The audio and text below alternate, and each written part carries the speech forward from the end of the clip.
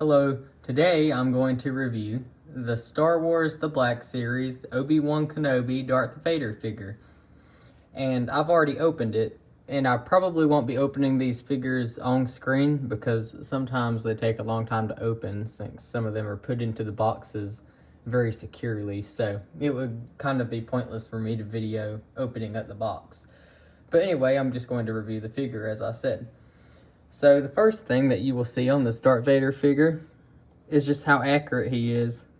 Like you can see they really kept in every little detail, like even every little seam of fabric, and you can see he has all his little buttons on his chest like he has in the movies. And you can see they even printed up his shoulders and over here.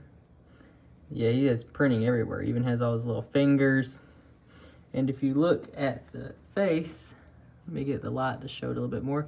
You can see his eyes are even tinted red like they are in the Obi Wan Kenobi show.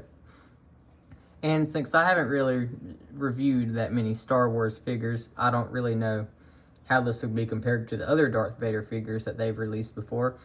But from just judging this figure by itself, this seems to be like extremely accurate to the movies.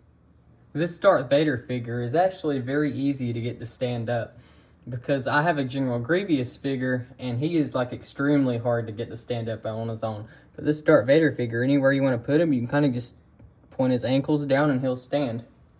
Now, one really cool thing about this figure is his cape. Like, I mean, it's absolutely enormous. It looks like he has wings. He looks like Batman Vader over here. And you can see he has two capes. He has one on the back, and then he has one around his legs like he does in the movie. And you can kind of just wrap him up in that if you wanted to.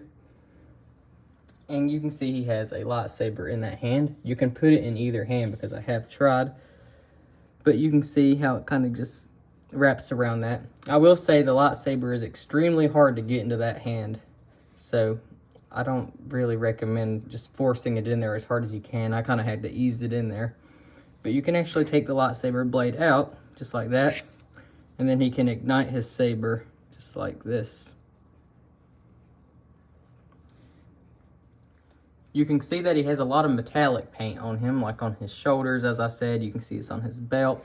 And they even got some on his face, like you can see on his left cheek. And you can also see that around his neck. So this figure has so much attention to detail. You can see every little wrinkle in his gloves and like through his arms and on his legs and all that. And as we go down here onto his boots, you can see they even detailed every bit of that. And under the capes, well, we'll start with this one. You can see he's caped back through there. And under this cape, you can see they actually detailed him back here too. Let me take the cape back off of him. And you can see that these right here, this is actually more of a rubbery material, which I'm kind of happy that it is so that it doesn't just break off. And it looks pretty good in my opinion.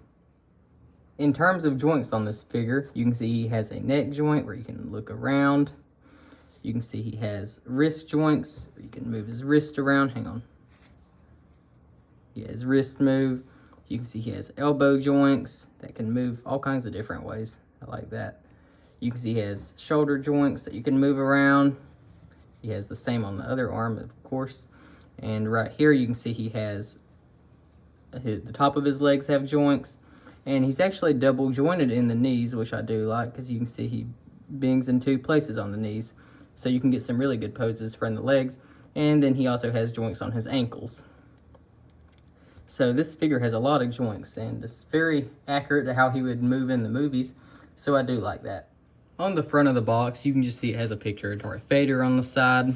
And on the back, it just talks about Darth Vader and the Obi Wan Kenobi show. Overall, I give this figure a 10 out of 10. There's nothing I would change about it.